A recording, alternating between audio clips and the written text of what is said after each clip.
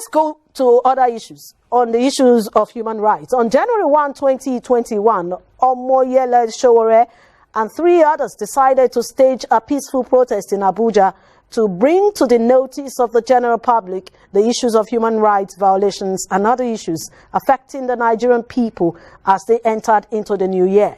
They were picked, arrested, and charged to court. They spent over 75 hours before they were taken to a magistrate court in Abuja, where they were charged with incitement and other charges and later remanded in Kuje prison. One of his lawyers, Inibehe, is joining us from Lagos. Let's just give him a few minutes to tell us what the situation is. Thank you very much, Barrister Effiong, for coming on the show. Thank you, Joma, for... Now, what's the situation now? The last time I checked, Sowore even told journalists that they are filing for his bail. What happened? Why is he yet to be granted bail? Well, I don't want to impugn the integrity of the court that it was arraigned. I'm not really sure whether Sowore is standing trial or not, because as far as I am concerned, I do not think the Nigerian state or the federal government has any case against Sowore. So the description that it was arraigned, it is just, you know, for purpose of semantics. To us, this is just a continuation of the perversion, the destruction, and desecration of the judicial process by the Buhari regime. Sowore was illegally arrested, you can call it abducted, while covering the crossover protest on the 31st of December 2020. He was arraigned in court after being detained illegally for a period longer than what is allowed by law. Of course, he was subsequently taken to court on very dubious and flimsy charges of unlawful gathering, conspiracy, and so on. Efforts to get him out on bail has not been successful so far because the court, in his wisdom, you know, for us, has not attended to the matter the way we would have expected. It appears that the matter is slowing down, and I do not understand why that has to be the case, given that the court in question is a magistrate court, a court of summary jurisdiction that ordinarily ought to have heard and determined the application for bail the very day he was brought to court. But this has protracted for days. We are hoping that the right thing will be done, and this is going to be resolved soon. Okay, if at this time he's yet to get bail, are they holding him down because they feel that he breached the agreement reached? I remember the last time he was remanded, they also gave him some conditions why they granted him bail. Is it that Sowore breached some of these conditions? No, Sowore has not breached any of his bail conditions to the best of my knowledge. In any event, the argument as to whether a defendant who is standing trial has breached the terms of his bail can only be made, can only be canvassed, can only be argued in the court which the trial is taking place, in the court that the defendant is standing trial. It is only that court that can determine whether the terms of that bail has been breached or not.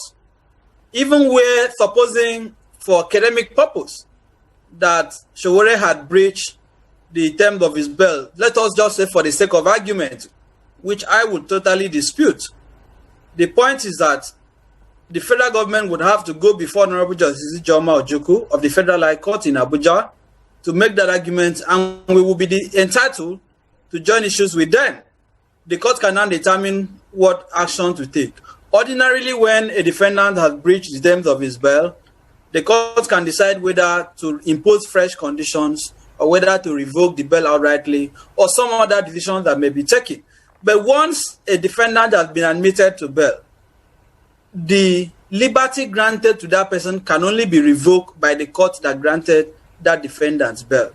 But I do not think we should even argue that, because the police have said on record while they arrested him, and according to them, Sowore gathered unlawfully. And they claim that some residents of the part of Abuja where he covered the protest called to report to them that they were seeing suspicious movement. And I find that very frivolous, because you cannot be talking about unlawful gathering in a constitutional democracy when that gathering was totally peaceful, when that gathering was devoid of violence, when there was no threat to any member of the public. You cannot be saying that a gathering is unlawful simply because you disagree with the purpose for that gathering, when that purpose is clearly legal and lawful. So what the federal government has done, as I said, is just a reaffirmation of what we have consistently positioned, which is that this is a dictatorial regime that has no regard for human rights. Sowore, as far as we are concerned, is being deprived of his rights, along with Juwon and others who are also being held with him. You can imagine that he was even detained at the so-called battle in Abuja, which was the facility of the defunct Sars. So why the federal government pretends on paper, on TV, that they have abolished and abrogated Sars? The impunity of Sars, the Sars culture, is still very pervasive in the Nigeria police force. We continue to see this every day, and Sowore's case clearly exemplifies that culture of impunity. You cannot be arresting people for protesting. The Constitution does not say that people should protest in the day, in the afternoon, in the evening, or in the night. I can choose to protest by 3 a.m. It's not the business of the police. It's not the business of the government. As long as my protest is lawful, as long as my protest is peaceful, the government does not have the power to regulate what people do in the day or what they do in the night, as long as their conduct are peaceful and lawful. You cannot say that because I protested at night, that therefore that protest is unlawful. I think that is a very silly argument, an argument that is not deserving to be made in any court of law. So what are your plans now? Since you're one of the lawyers, what are your plans for Sowore? What do you want? For us, we are not afraid of the trial. We are not asking them to drop the case, because this is just another case that we are going to use to expose the lawlessness and the impunity of the Buhari regime. We do not think that Sowore has anything to be afraid of. Even the so-called treasonable felony charges that they filed against him at the federal high court, till now, over 1 year, they have only succeeded in calling one witness. So Sowore is just standing trial as a prisoner of conscience, as clearly declared by Amnesty International. He's being tried and persecuted by his government for demanding for a better country. For others, we will continue to uphold his rights. We will continue to insist that he should continue to protest. I do not think we should live in a country where the government has power to determine who should protest. Of course, they say, oh, Sowore is too troublesome. Why Sowore always protesting? I think that is serves as an indictment on our political consciousness as a people. Because if you have a government that has failed in all indices, in job creation, in security, in human empowerment, the economy has collapsed. Nigeria is now the poverty capital of the world. The Naira has become totally worthless. Look at the killing that Nigeria has become a killing field. Nigeria has become a crime scene. So all Nigerians are supposed to be protesting every day.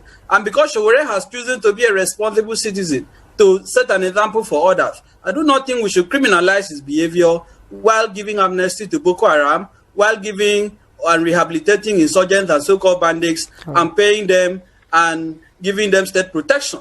So this is a regime that is very, very adversarial and totally against peaceful protests and exercise of fundamental rights by Nigerians. This is a regime that only listens to violence. And we have seen that from many instances. Look at everybody that has protested peacefully, whether Sowore or any other person. This regime has always reacted with force by deploying state power to quell legitimate expression of democratic rights. So what we have seen is a continued retrenchment, is a continued deterioration of the human rights regime under the Buhari administration. For me, this breaks my heart. And it brings me to one important point, which I need to emphasize.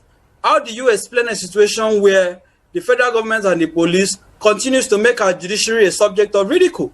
These magistrates and judges are being ridiculed before the international community. What they are telling the world is that our judiciary does not have credibility, that our judiciary does not have the capacity to protect the rights of citizens, that our courts are dumping grounds of executive impunity, that they can just arrest people and take them to court, not minding whether there is basis to do that or not. So I am calling on the Chief Justice of Nigeria to take particular note of the continued desecration of the judiciary by the executive arm of government. Right. The government cannot just be going to court and be getting remand orders, and magistrates are indulging them. They are giving long adjournments. Citizens are being detained for prolonged period without having their rights to liberty determined. I do not think this is how to build a responsible judiciary. So our judges and magistrates should be circumspect.